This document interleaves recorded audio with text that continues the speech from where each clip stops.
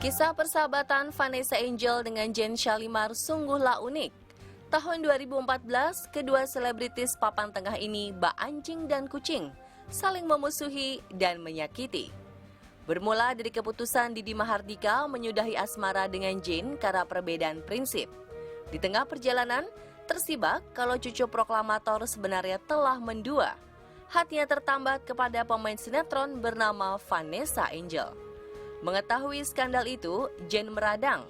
Tak saja menumpahkan kekesalan kepada Didi, ibu satu anak kelahiran 2 Juni 1980, menuding sosok Vanessa sebagai gadis penggoda yang membuat pacarnya berpindah hati. Vanessa tak tinggal diam. Tak terima dituding sebagai orang ketiga, gadis berusia 27 tahun itu balik menyebut Jane sebagai wanita dugong.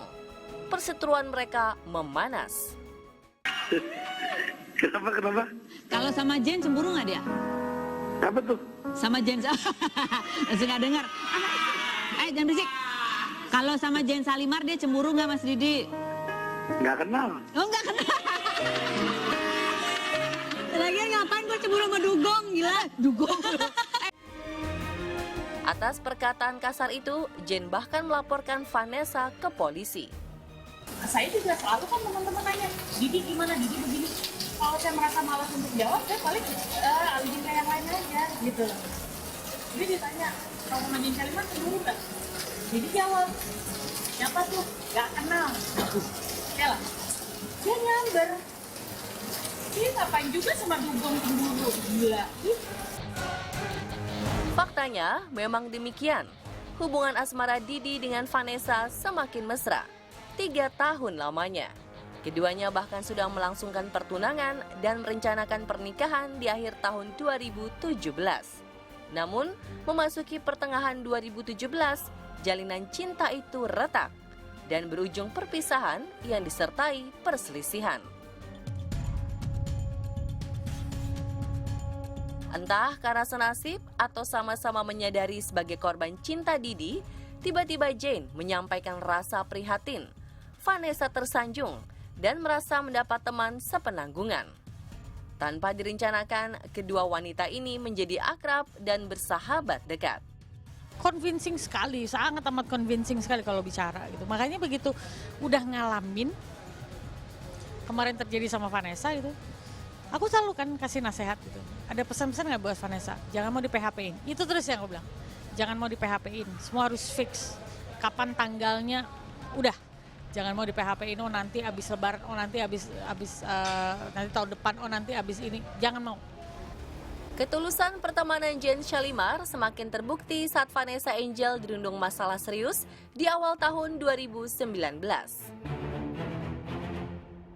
Jane adalah sahabat pertama yang menjenguk dan memberi dukungan ketika Vanessa menjalani pemeriksaan polisi terkait dugaan prostitusi online.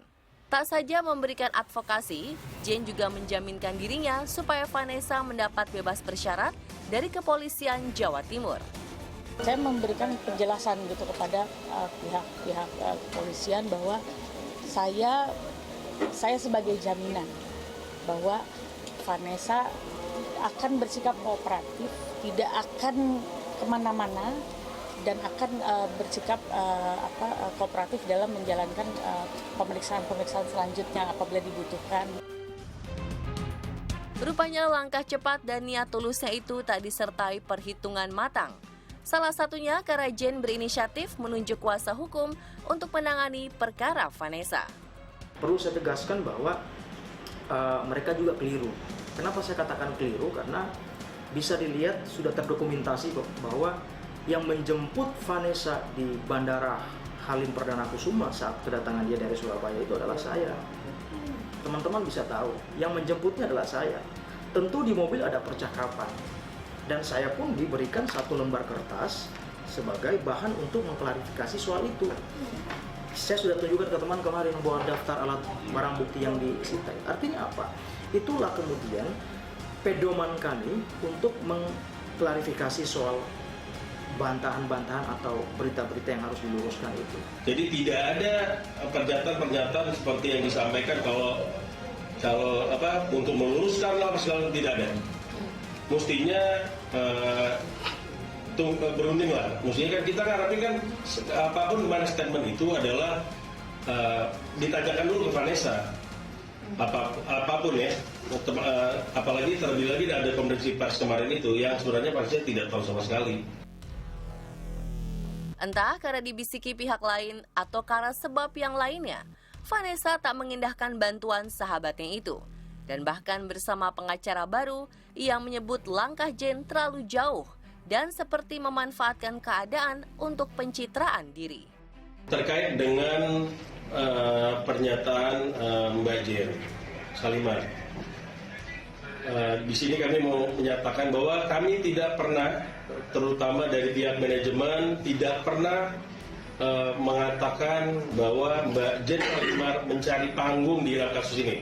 Justru kami, pihak dari Vanessa, berterima kasih atas dukungan dan support dari Mbak Jen selama ini yang diberikan kepada Vanessa. Terkait pernyataan dari kuasa hukum yang mengatakan bahwa klien kami tidak mempunyai etika dalam mengakhiri kerjasama ya dengan kuasa hukum yang terdahulu, bahwa sebenarnya klien kami sudah mencoba menghubungi. Justru dari pihak kita punya buktinya. Mendapati niat tulusnya tak dihargai, Jen berusaha positif. Semula ia beranggapan Vanessa tengah depresi tinggi dan mudah dipengaruhi orang. Tetapi seiring berjalan waktu, tak terlihat itikat baik untuk sahabatnya itu untuk meminta maaf. Vanessa benar-benar tak mengindahkannya. Kesabaran mantan istri Indah Kusuma ini akhirnya mentok juga. Ia mundur dan tak mau ikut campur lagi dengan segala masalah yang menimpa sahabatnya. Minta tolong untuk apa lagi gitu. Maksudnya sekarang gini, saya ini sebenarnya menjauh bukan dalam arti kata saya memusuhi dia, tidak. Dia kan sudah menentukan sikapnya, dia merasa lebih nyaman dengan orang-orang yang berada di sekitarnya dia gitu loh. Which is dari dulu juga saya nggak pernah ngepoin dia sampai yang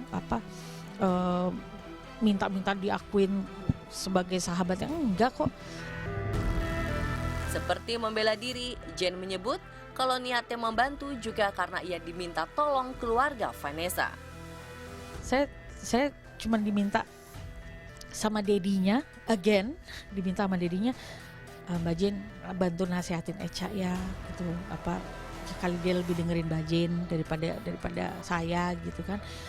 Jadi ya saya pelan-pelan juga karena melihat memang sifatnya Echa ini dia keras gitu ya. Jadi kita juga mesti tahu kapan kita bisa nasihatin dia dan lain sebagainya.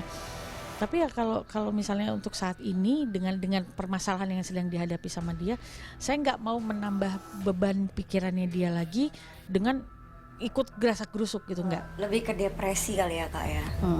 Aku benar-benar takut ketemu orang. Aku nggak berani keluar kamar selama 2 minggu ini. Aku nggak berani nonton TV. Aku nggak berani ngeliat berita, nggak berani main medsos, segala macam. Bingung, trauma, takut, sedih, semuanya aku rasain gitu. Jadi benar-benar berat banget. Aku ngerasa kalau aku jalan atau misalnya kalau aku keluar tuh orang-orang tuh ngeliatin aku tuh kayak seolah-olah kayak aku lagi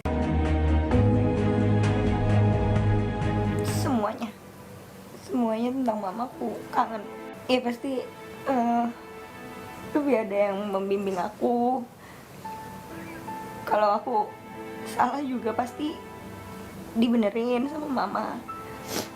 Ada tempat aku ngadu, ada tempat aku curhat. Saya karena udah 10 tahun nggak ngikut saya, kan saya nggak bisa kontrol pergaulannya, ya udah nggak bisa kontrol teman-temannya siapa. Jadi ya saya merasa bersalah juga gitu ya untuk kenapa Vanessa nggak dekat dengan saya gitu. Ya udah, tapi ini udah terjadi, mau diapain kan? Saya cukup mendoakan dari jauh aja lah, Det, gitu. Tapi Dedi sebagai orang tua, ya kita bisa pahami lah. Dia sebagai ayah yang bingung menghadapi semua ini, belum lagi dia juga bingung kok kenapa si anak ini tidak mau ketemu gitu loh untuk menjelaskan secara langsung apa sih yang sebenarnya terjadi. Yang keluarga inginkan cuma itu doang. Sungguh disayangkan, persahabatan yang terjalin sedemikian dekat dan tulus berakhir dengan cara yang tak elok. Yang bukan saja karena kasus yang menghancurkan pamor, juga membuat persahabatan menjadi rusak.